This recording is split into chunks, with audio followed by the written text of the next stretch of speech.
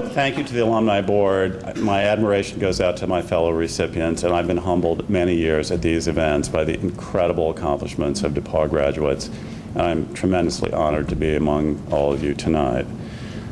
From almost the earliest age I can remember, I had a dream of a liberal arts college. I had a dream of a liberal arts college before I knew what a liberal arts college was.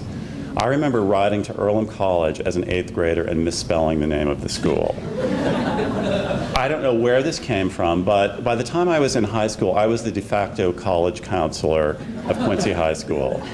The actual college counselor was also the track coach, and he had one catalog in his office, Western Illinois University.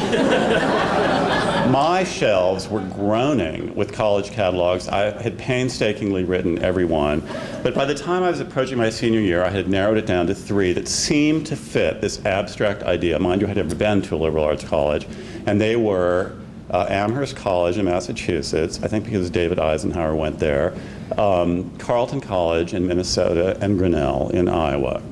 So my parents, we got into the station wagon. My parents hadn't been on a college campus since they were in college. This was 1969. I'm sure many of you remember what it was like in 1969. We got to Carleton College.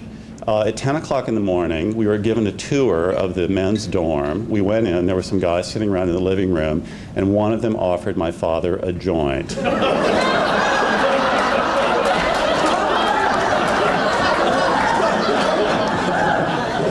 We were in the car on the road to Grinnell in 15 minutes.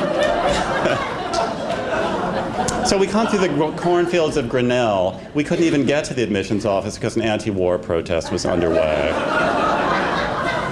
The tour guide was obsessed with the experimental rats that she was killing in the underground lab. That was the end of Grinnell. Needless to say, I never even got to Amherst. The Northeast was in flames in anti-war protests. And basically, I had no plan B. Carleton was out, Grinnell was out, Amherst was out. And fortunately, my cousin, who was in my same class, Sarah Wilson, whose brother, my other cousin, is here tonight, was coming to visit DePauw, and I decided to go along for the ride. I remember arriving in Greencastle. I got out, I saw East College. Guess what? This was my dream of the liberal arts college come to life. I had never seen it before. It wasn't just a physical appearance, although I love the way this campus looks and feels. It was the warmth of the people that I met here. The students who said hello, the faculty members who wanted to talk to you about what you wanted to achieve here, the admissions officer who was as concerned about whether DePauw was good for me as whether I was good for DePauw. It was a revelation. I fell in love with DePauw that day, and I've never looked back. My experience at DePauw was what we talk about every day here that we hope to achieve for students. I'm not going to dwell on the details, although I could go on at great length, because I had incredible experiences here that have shaped the rest of my life and for which I'm eternally grateful. But in the interest of brevity, I'm going to jump ahead to a chapter in my time with DePauw that I didn't expect to happen.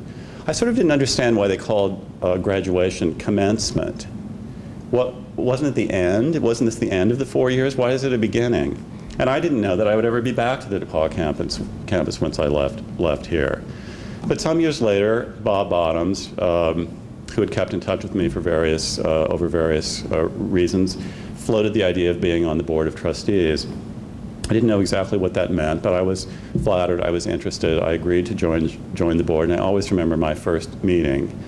I had not been on any kind of board before that, and Jim Emerson took me under his wing at the very first meeting, and he said, there's something I just want to impress upon you. He said, this is how I think of DePauw, and this is how I think all trustees should think of DePauw.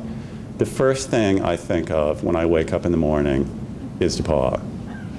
He said, and the second and the third things I think of when I wake up in the morning is DePauw. And I thought, can this be real? And I looked at him, and I thought, yeah, this is real. And then I'm thinking of other people that had such a tremendous impact on me here. Dick Locke and his wife, Judy Locke. Judy Locke threw her arms around me. I walked in the Walden Inn. I don't know that I'd ever even met them. And I was telling her the other day, they've been like my second parents ever since. The warmest, most loving, accepting, kind people I could ever hope to meet. And these board meetings were absolutely extraordinary from day one.